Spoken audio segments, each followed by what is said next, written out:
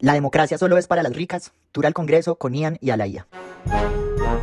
Oli, estamos acá con Ian y con Alaía. Yo soy funcionaria del Congreso de la República, trabajo con la senadora Sandra Ramírez, hago parte de su unidad técnica legislativa. Yo también soy parte de la unidad de trabajo legislativo del representante de la Cámara, Alfredo Mondragón, por el Valle del Cauca. Son pioneros también en ser personas trans en el Congreso, pero vamos a hacer un tour de la casa. La democracia solo es para las privilegiadas. Para esta visita guiada por estas dos bellezas me vine con mi mejor look de María Antonieta, pero más punk que actualizado. Espero no perder la cabeza. El 16 de octubre de 1793 a María Antonieta le cortaron la cabeza. Meses atrás se la habían cortado a su marido, el rey Luis XIV. La Revolución Francesa y el símbolo de cortarle las cabezas a los monarcas marcó un antes y un después a lo que hoy conocemos como Estado y democracia. Una burguesía con mucho poder económico pero con poco protagonismo político se mamó. La monarquía era un poder absoluto que se basaba en la desigualdad y la injusticia. El grueso de la población pagaba impuestos para sostener el régimen, el Estado y sus grandes lujos. Antes de que les cortaran las cabezas a Mari y a Lucho, se venía cocinando en una olla pitadora de descontentos y estallidos sociales que terminaron por convertirse en una toma de la fortaleza de la Bastilla. Las ideas de intelectuales como Montesquieu, que según la página oficial del Congreso de Colombia inspiraron la fundación de esta institución, fueron claves para entender el Estado como una división en tres poderes: judicial, legislativo y ejecutivo. La revolución haitiana fue tan utópica que hasta el día de hoy sufren las consecuencias de la venganza colonial a su liberación. Sin embargo, la democracia y el Estado siempre se ha fundado también sobre ideas coloniales donde unas vidas valen más que otras y donde la esclavización de personas negras e indígenas han sido percibidas como meros daños colaterales de un sistema económico.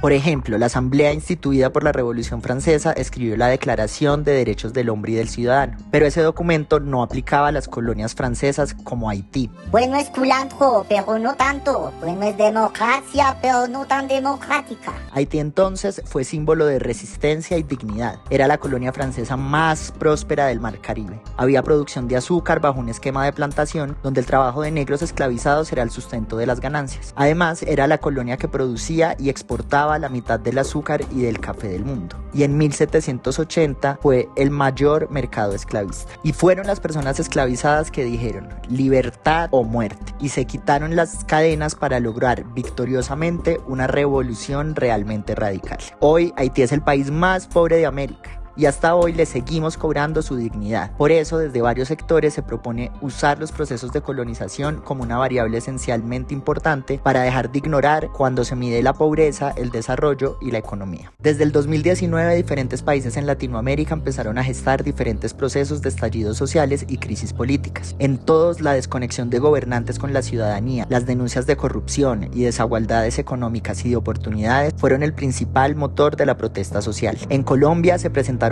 brotes de protestas desde el 2019, altamente reprimidas. Dylan es asesinado y a muchos otros les sacan los ojos, los mutilan y los violentan. Se empiezan a organizar grupos de primera línea, incluyendo los escudos azules que buscaban defender la protesta social del ESMAD y de la policía. Y finalmente, en el 2021, hay un gran estallido social de un país que exigía cambios radicales y estructurales. En las elecciones del 2022 hay un cambio grandísimo en la composición del Congreso. Las personas LGBTIQ+ logran 7 curules, las mujeres aumentan en un 9%, representando alrededor del 29%, las personas afrodescendientes pasan de tener 10 curules a ocupar 18, y el número de curules logradas por las comunidades indígenas se duplicó, pasando de 3 a 6. Tamara Argote, del Pacto Histórico, es la primera persona no binaria en llegar al Congreso y me cuentan que fue clave en la consolidación de la creación de la Comisión Accidental por la Diversidad, conformada por 11 congresistas quienes se comprometieron a avanzar en los derechos de las personas LGBTIQ en el Congreso.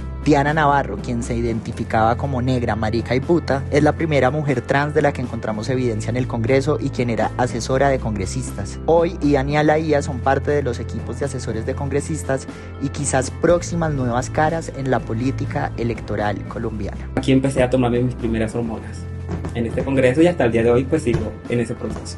Cuando llegué acá yo empecé como también tránsito, pero sí he entrado como a darme cuenta de comentarios, discusiones, que si yo era gay o si yo era mujer. Las organizaciones políticas de derecha, de izquierda y de centro en este país están totalmente atravesadas y trazadas por el machismo. El hecho de que estemos aquí nosotros también es también una lucha que estamos dando internamente. Las mujeres y las personas trans en el Congreso de la República hacen falta. Tenemos que participar, tenemos que organizarnos y tenemos que incidir tanto en el movimiento social, en las organizaciones sociales, pero también en los movimientos políticos. Necesitamos que haya una generación nueva y que yo creo que cuando lleguemos a eso, ahí sí podemos hablar de un cambio real y verdadero. ¿Estaremos listas las personas trans para llegar al Congreso de la República a hacer valer nuestros derechos? Varias marchas LGBTIQ en diferentes partes del país han adoptado, a petición de activistas y organizaciones trans, el lema Ley Integral Trans Ya. ¿Escucharán los gobernantes la revolución trans que se viene gestando? Es momento de lograr lo imposible, de no ceder y de que nuestros gritos contenidos sean encaminados al Congreso. Ley Integral Trans Ya.